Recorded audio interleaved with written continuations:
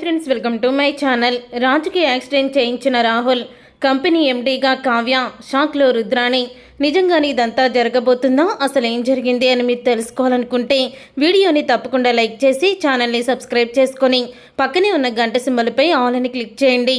రాజు అయితే కావ్య వల్లే ఇంటి సమస్య తీరిపోయిందని, కావ్య ఏ సమస్యనైనా ఇట్టే తీర్చేస్తుందని కావ్య గురించి ఆలోచిస్తూ ఉంటాడు.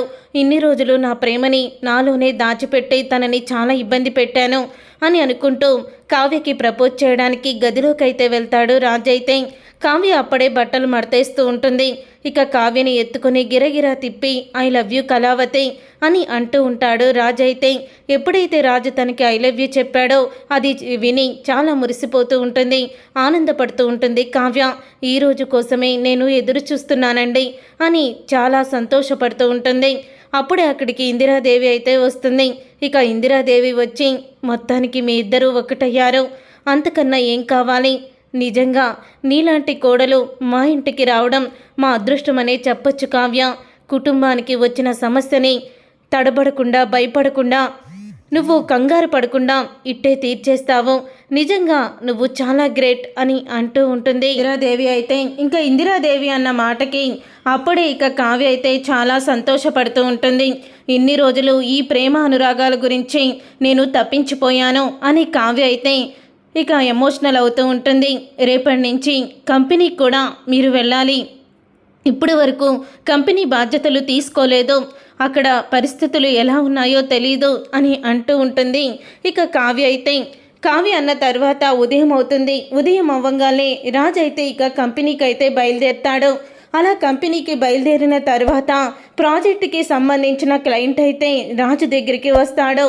రాజు దగ్గరికి వచ్చి మేము మీ దగ్గర ఉన్న ప్రాజెక్టులన్నీ కూడా క్యాన్సిల్ చేస్తున్నాము అని అంటూ ఉంటారు. అది విని ఒక్కసారి రాజు అయితే ఇక షాక్ అయిపోతూ ఉంటాడు. ఏంటి, మా కంపెనీకి ప్రాజెక్టులన్నీ కూడా క్యాన్సిల్ చేస్తున్నారా? ఎందుకు అని అడుగుతూ ఉంటాడు రాజు. అయితే ఇప్పటి వరకు మీరు చాలా క్వాలిటీగా బంగారాన్ని, డిజైన్స్ని అన్నీ కూడా ఇచ్చేవాళ్ళు, కానీ క్వాలిటీ తగ్గిపోయింది.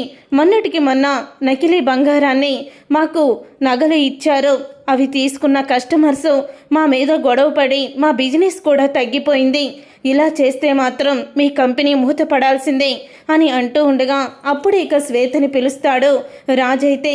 ఇక శ్వేతని పిలవడంతో అసలు ఆ ప్రాజెక్టు మీద ఆ రోల్డ్ గోల్డ్ని తెప్పించింది ఎవరో కాదు సార్, రాహుల్ సారే ఎండీగా సంతకం పెట్టి ఆ క్లయింట్కి ప్రాజెక్టుకి సంబంధించిన గోల్డ్ని తెప్పించారు. నేను అప్పటికీ చెప్తూనే ఉన్నాను, అయినా వినిపించుకోలేదు అని అంటూ ఉంటుంది. ఇక శ్వేత అయితే అప్పుడే రాజు కోపంగా ఇంటికైతే వెళ్తాడు. ఇంటికి వెళ్ళిన తర్వాత రుద్రాని, రాహుల్ ఇద్దరూ కూర్చొని కబుర్లు చెప్పుకుంటూ ఉండగా ప్రాజెక్టుకి సంబంధించిన ఫైలుని రాహుల్ ముఖం మీదకి విసిరి కొడతాడు రాజు అయితే. దాంతో ఒక్కసారి రుద్రాని, రాజ్ ఏం చేస్తున్నావు నువ్వు అని అంటూ ఉంటే, ఏంటత్తా నీ కొడుకు చేసిన భాగోతం మొత్తం కూడా చెప్పనా? నీ కొడుకుని ఎండీ సీట్లో కూర్చోబెట్టాలని చాలా తహతహలాడిపోయావు. ఇలాంటి వాడిని ఎండీ సీట్లో కూర్చోబెడితే ఒకరోజు కాదు కదా, ఒక పూట కూడా కంపెనీని అసలు కూడా నడిపించలేడు, అంత చేతగాని వాడు నీ కొడుకు అని అంటూ ఉంటాడు రాజ్. అయితే రాజ్ ఏం మాట్లాడుతున్నావు, నేనేం చేశాను అని అడుగుతూ ఉంటాడు రాహుల్. అయితే ఏం చేశావా, కళ్ళు మూసుకుపోయి ఉన్నావా? అసలు నకిలీ బంగారంతో డిజైన్స్ చేయించి ప్రాజెక్టుకి ఎందుకు ఇచ్చావు నువ్వు? అసలు నకిలీ బంగారాన్ని ఎందుకు నువ్వు ఇన్వెస్టిగేషన్ చేశావు? కంపెనీ పేరుని పోగొడదామనా? ఎండీ సీట్లో కూర్చొని కంపెనీ ఎదుగుదలకి ఆలోచించాలి, కానీ ఇలా కంపెనీని పాతాళంలోకి తొక్కేయడానికి ఆలోచించకూడదు.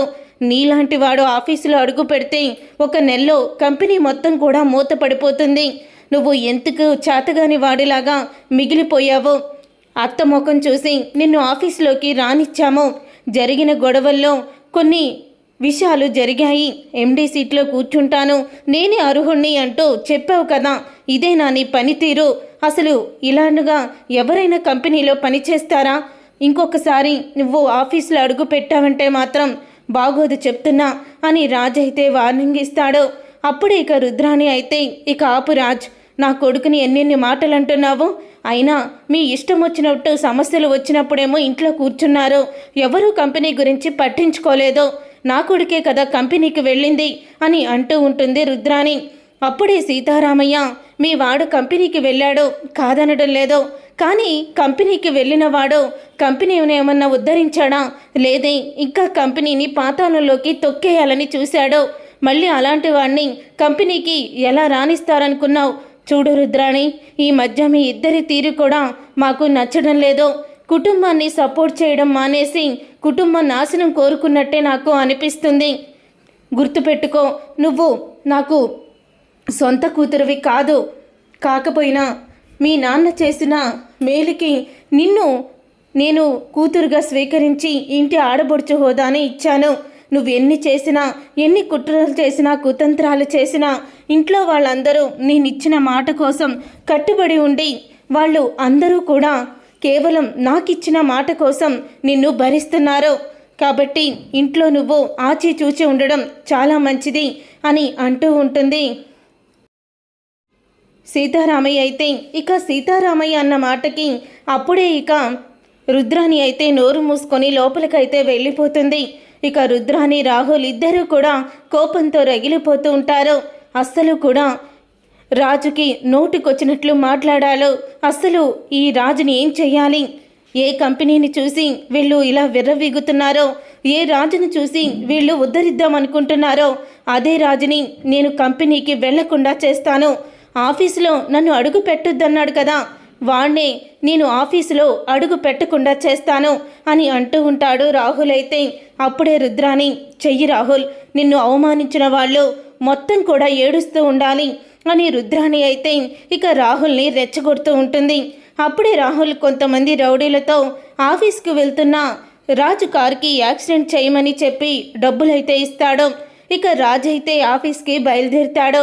అలా ఆఫీస్కి బయలుదేరేటప్పుడు కావ్యతో అంటూ ఉంటాడు రాజు అయితే, సాయంత్రం తొందరగా వచ్చేస్తాను, మన ఇద్దరం బయటికి వెళ్దాము అని అంటూ ఉంటాడు రాజ్. ఆ మాటకి కావ్య అయితే, అబ్బో ఈరోజు శ్రీవారు బయటికి తీసుకువెళ్తారు, అయితే తుఫాన్ వచ్చేస్తుంది అని అంటూ ఉంటుంది. అయితే కావ్యని ముద్దు పెట్టుకొని రాజు అయితే ఆఫీస్కి బయలుదేరుతాడు. అలా కావ్యని ముద్దు పెట్టుకొని రాజు ఆఫీస్కి బయలుదేరిన తర్వాత రాజు అలా ఆఫీస్కి వెళుతుండగా వెనకాల నుంచి లారీ వేసుకొచ్చి రౌడీ అయితే రాజు కారుని గుద్దేస్తాడు. దాంతో రాజుకి యాక్సిడెంట్ అయిందని తెలుసుకొని దుగ్గిరాల కుటుంబం అంతా కూడా హాస్పిటల్కి వెళ్తారు. వెళ్ళిన తర్వాత రాజు పరిస్థితి చూసి అపర్ణ, కావ్య అందరూ కూడా కుమిలిపోతూ ఉంటారు.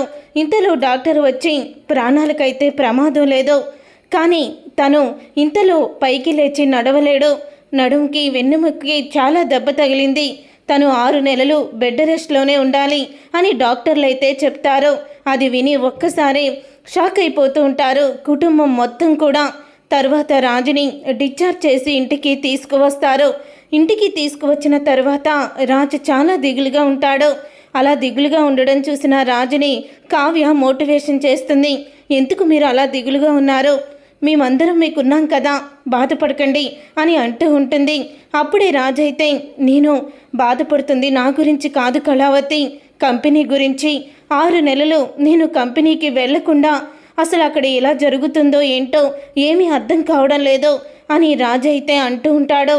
అప్పుడే రుద్రాణి అయితే రాహుల్ని ఆఫీస్కి వెళ్ళకూడదని చెప్పేశారు, మరి ఇప్పుడు ఎవరిని పంపిస్తారు, అయినా రాహుల్ వెళ్తే కంపెనీ మూతపడుతుంది కదా అని రుద్రాణి కదిలించుకుంటూ ఉంటుంది మధ్యలో. అప్పుడే కావ్య అయితే ఆలోచిస్తూ ఉంటుంది.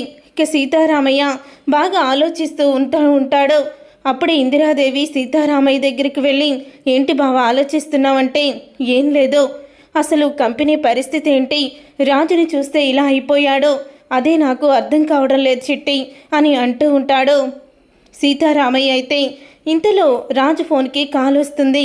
సార్, మీ డ్రీమ్ ప్రాజెక్ట్ 100 కోట్ల ప్రాజెక్ట్ అయితే ఇప్పుడు మళ్ళీ మనకి వచ్చింది సార్, దాని గురించి ఎక్స్ప్లెయిన్ చేయాలి, మరి మీరు తప్ప దాని గురించి ఎవరూ కూడా ఎక్స్ప్లెయిన్ చేయలేరు, ఏం చేద్దాం సార్ అని అంటూ ఉంటుంది. శ్వేత అయితే, క్యాన్సిల్ చేసే శ్వేత, ఇప్పుడు నేను వచ్చే పరిస్థితుల్లో లేను, అలాగని 100 కోట్ల ప్రాజెక్ట్ అది నా డ్రీమ్, కానీ చేసే పరిస్థితిలో నేను లేను కాబట్టి దాన్ని వెనక్కి పంపించడమే కరెక్ట్ అని బాధపడుతూ ఉంటాడు రాజు అయితే. అప్పుడే శ్వేత కావ్యకి కాల్ చేస్తుంది. మేడం 100 కోట్ల ప్రాజెక్టు మేడం, ఇది రాజు సార్ కళ. కానీ ఇప్పుడు సార్ నేను హాస్పిటల్ నుంచి ఇంటికి వచ్చాను కానీ ఆఫీస్కి వచ్చే పరిస్థితిలో లేను అని అంటున్నారు మేడం. ఏం చేద్దాం, ఏదోటి చేయండి మేడం. వాళ్ళు 3 గంటల టైమే ఇచ్చారు. ఈ 3 గంటల్లో ఎక్స్ప్లెనేషన్ చేయకపోతే వెనక్కి వెళ్ళిపోతారు మేడం అని అంటూ ఉంటుంది శ్వేత. అయితే అప్పుడే కావ్య అయితే నేను వస్తున్నాను అని కావ్య అయితే వస్తుంది ఆఫీస్కి వచ్చిన తర్వాత నేను స్వరాజ్ గారి భార్యని, నేను ఎక్స్ప్లెయిన్ చేస్తాను మీకు అని కావ్య అయితే మొత్తం డిజైన్స్ గురించి 2 గంటల పాటు అనర్గళంగా తను అయితే ఎక్స్ప్లెయిన్ చేస్తుంది కంపెనీ డిజైన్స్ గురించి, ప్రాజెక్ట్ గురించి. దాంతో ఇక కంపెనీకి ప్రాజెక్ట్ ఇద్దామని వచ్చిన క్లయింట్స్ అయితే కావ్య చెప్పిన మాటలు విని బాగా కూడా మోటివేషన్ అవుతారు. ఇక కావ్య చెప్పింది విని చాలా ఆనందపడుతూ ఉంటారు. నిజంగా మీరు రియలీ గ్రేట్, చాలా బాగా చెప్పారు అని అంటూ ఉంటే అప్పుడే ఇక కావ్య ఇంటికైతే వెళ్ళిపోతుంది. ఇంటికి వెళ్ళేసరికి ఇక అందరూ కూడా క్లాప్స్ కొడతారు. ఇక కావ్యని చూసి సీతారామయ్య, నిజంగా రాజు తర్వాత నువ్వు నాకు రాజులా కనిపిస్తున్నావు. ఈరోజు 100 కోట్ల ప్రాజెక్టుని అనర్గళంగా మాట్లాడి మన కంపెనీకి తీసుకువచ్చి పేరు ప్రతిష్టల్ని నిలబెట్టావు అని అంటూ ఉంటాడు సీతారామయ్య. అప్పుడే ఇక అపర్ణ కూడా, ఎన్నోసార్లు నిన్ను అవమానించాను, ఎన్నోసార్లు నిన్ను తిట్టాను కూడా, కానీ నువ్వు మాత్రం ఎన్నోసార్లు నాకు జవాబు చెప్పలేదు, ఎదురు తిరగలేదు. అన్ని అవమానాల్ని భరించావు, ఏవీ కూడా మనసులో పెట్టుకోకుండా ఈరోజు నా కొడుకు కోరికని నెరవేర్చావు. నిజంగా నీలాంటి కోడలు దొరకడం మా అదృష్టమే అని అంటూ ఉంటుంది అపర్ణ. ప్రతి ఒక్కళ్ళు కూడా పొగుడుతూ ఉంటారు. ఇంతలో అప్పుడే ఇక సీతారామయ్య అయితే స్వరాజ్ కంపెనీకి ఎండీగా ఇప్పటి వరకు రాజున్నాడు, కానీ ఇప్పటి నుంచి స్వరాజ్ కంపెనీకి ఎండీగా కావ్య ఉంటుంది, చైర్మన్గా నేను కావ్యని ఎండీగా నియమిస్తున్నాను అని సీతారామయ్య అయితే ఊహించని నిర్ణయం తీసుకుంటాడు. అది విని ఒక్కసారి షాక్ అయిపోతూ ఉంటుంది రుద్రాణి అయితే. అప్పుడే ఇక రుద్రాణి అయితే ఏదో 100 కోట్ల ప్రాజెక్టు తీసుకొచ్చింది కదా అని తీసుకువెళ్ళి ఎండీ స్థానంలో కావ్యని కూర్చోబెడతారంటారేంటి నాన్న అని రుద్రాణి చెప్తూ ఉంటుంది. అప్పుడే ఇక సీతారామయ్య, అపర్ణ అందరూ కూడా రుద్రాణికి చాలాగా సమాధానం చెప్తారు. తను 100 కోట్ల ప్రాజెక్టు తీసుకువచ్చింది, కంపెనీని నడిపించగల స్తోమత సత్తా తనలోనే ఉంది అని అంటూ ఉంటారు. నీ కొడుకులాగా తను ఏమీ సోమరిపోతు కాదు కదా అని చెప్తూ ఉంటారు. దాంతో ఇక ఇంకా కోపంతో రగిలిపోతూ ఉంటుంది రుద్రాణి అయితే. అప్పుడే రుద్రాణి, రాహుల్ ఇద్దరూ కూడా మాట్లాడుకుంటూ ఉంటారు గదిలో. అప్పుడే అపర్ణ అటువైపుగా వెళ్తూ ఉంటే, ఇదేంట్రా ఇలా జరిగింది, ఆ రాజుగాడిని లేపేస్తే కంపెనీ మూతపడడమో లేకపోతే కంపెనీ మొత్తం మన చేతుల్లోకి రావడమో జరుగుతుందనుకున్నాను, కానీ మనం ముందు చంపాల్సింది ఈ రాజుని కాదురా, ఈ కావ్యని ఫినిష్ చేస్తుంటే ఈ పాటికి నువ్వు ఆ కంపెనీ ఎండీగా కూర్చునేవాడువేమో, ఇద్దరిని కలిపి చంపాల్సింది అని అంటూ ఉంటుంది రుద్రాణి అని గట్టిగా అరుస్తుంది అపర్ణ అయితే. ఇక అపర్ణని చూసి రుద్రాణి, రాహుల్ ఇద్దరూ కూడా షాక్ అయిపోతూ ఉంటారు. అప్పుడే రుద్రాణి చంప పగలగొట్టి తనని కిందకి ఈడ్చుకొచ్చి ఇక సీతారామయ్యతో అంటూ ఉంటుంది, మనం మంచితనాన్ని ఇది చేతకానితనం అనుకుంటుంది మావయ్య గారు, ఈరోజు రాజు ఈ పరిస్థితిలో ఉండడానికి కారణం ఈ రుద్రాణియే అని అంటూ ఉంటుంది అపర్ణ. అప్పుడే అందరూ కూడా షాక్ అయిపోతూ ఉంటారు. రాహుల్ని ఆఫీస్కి రావద్దని రాజు చెప్పాడని చెప్పి రాజు మీద కోపంతో కంపెనీ మూతపడేలా చెయ్యాలని రౌడీలకి డబ్బులు ఇచ్చి ఈ తల్లి కొడుకులిద్దరూ రాజుని చంపాలని యాక్సిడెంట్ చేయించారు. ఆ భగవంతుడు దయవల్ల రాజు ప్రాణాలతో బయటపడి రాజు మన ముందు ఉన్నాడు. కానీ ఈ రుద్రాణి మాత్రం రాజుని చంపాలనుకుంది. ఇప్పుడు కావ్య ఎండీ సీట్లో కూర్చునేసరికి కావ్య మీద కూడా పగబెట్టింది, కావ్యని కూడా చంపాలని ప్రయత్నిస్తుంది మావయ్య అని అంటూ ఉంటుంది.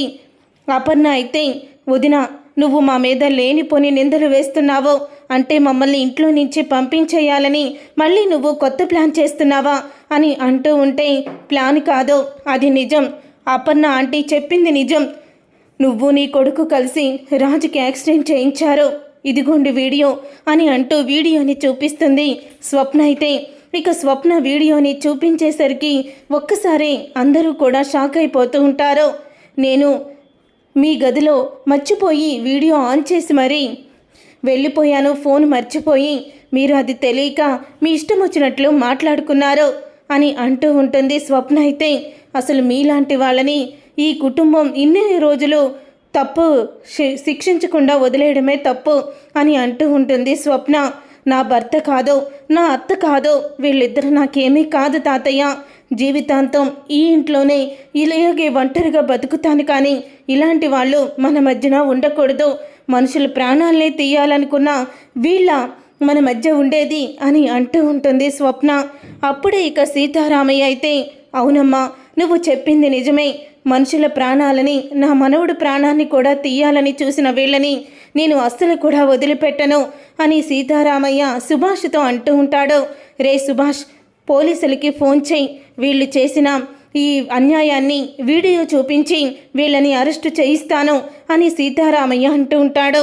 అప్పుడే సీతారామయ్య కాళ్ళ మీద పడతారు రాహుల్. రుద్రాణి అయితే బుద్ధి గడ్డి తిని, నేను ఈ పని చేశాను, ఇంకెప్పుడు కూడా ఈ పని చేయను, నన్ను క్షమించండి అని అంటూ కాళ్ళ మీద పడుతుంది. సీతారామయ్య కాళ్ళ మీద రుద్రాణి అయితే, ఇక మీద నేను ఏ తప్పులు చేసినా నన్ను క్షమించకండి నాన్న, ప్లీజ్ నాన్న అంటూ బతిమలాడుతుంది.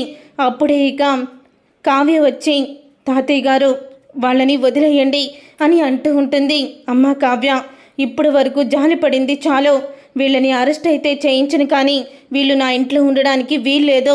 వీళ్ళు నా ఇంట్లో ఉంటే మళ్ళీ ఎటువంటి నేరాలు చేస్తారో నాకు తెలీదు అని అంటూ ఉంటాడు సీతారామయ్య. అయితే తాతయ్య గారు అలాంటిదేమీ కూడా జరగదు అని అనగానే నువ్వు ఊరుకుంటావా?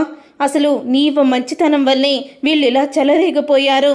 ఇంట్లో జరిగిన అనర్థాలన్నిటికీ కారణం వీళ్ళే, ఇక వీళ్ళని క్షమించకూడదు అని అంటూ ఉంటుంది. అపర్ణ అయితే, మావయ్య గారు వీళ్ళని ఇంట్లో నుంచి బయటికి గెంటేయండి, కట్టుబట్టలతో బయటికి గెంటేస్తే కానీ ఈ తల్లి కొడుకులకి విలువ తెలీదు. ఇన్ని రోజులు ఖాళీగా కూర్చొని మనం పెట్టే అన్నం తింటూ మన డబ్బులతో జల్సాలు చేస్తూ వీళ్ళకి డబ్బుల విలువ, బంధాల విలువ, బంధుత్వాల విలువ తెలియలేదు. వీళ్ళిద్దరినీ కట్టుబట్టలతో బయటికి గెంటేస్తే కానీ వీళ్ళకి అలాంటి విలువ తెలిసి రాదు అని అంటూ ఉంటుంది అపర్ణ. అయితే అప్పుడే ఇక రుద్రాణి అయితే, మేమంటే ఏదోలాగా బతుకుదాం, స్వప్న కడుపుతో ఉంది, స్వప్న ఎలా బ్రతుకుతుంది అని అంటూ ఉంటుంది రుద్రాణి. నాకంటూ తాతయ్య ఆస్తి రాశారు, నాకు అది చాలు. అయినా భర్తగా ఈ రాహుల్, అత్తగా నువ్వు నా మీద ఏ రోజు ప్రేమ చూపించారో కొత్తగా ఈరోజు చూపించడానికి మీ నీడ నాకు అవసరం లేదు అని స్వప్న కూడా అంటుంది. చూసారుగా ఫ్రెండ్స్, రాబోయే కథలో ఖచ్చితంగా ఇలాగే జరగబోతుంది. మరి ఇలాగే జరగాలని మీరైతే కోరుకుంటున్నారా? అయితే వీడియోని తప్పకుండా లైక్ చేయండి, షేర్ చేయండి, కామెంట్ చేయండి. బ్రహ్మముడి సీరియల్ అప్కమింగ్ ఎపిసోడ్స్ని టీవీలో కన్నా ముందుగా చూడాలనుకుంటే ఛానల్ని సబ్స్క్రైబ్ చేసుకొని పక్కనే ఉన్న గంట సింబల్పై ఆల్ అని క్లిక్ చేయండి. అప్పుడే మేము పెట్టే ప్రతి వీడియో మీరు మిస్ కాకుండా చూసేవచ్చు.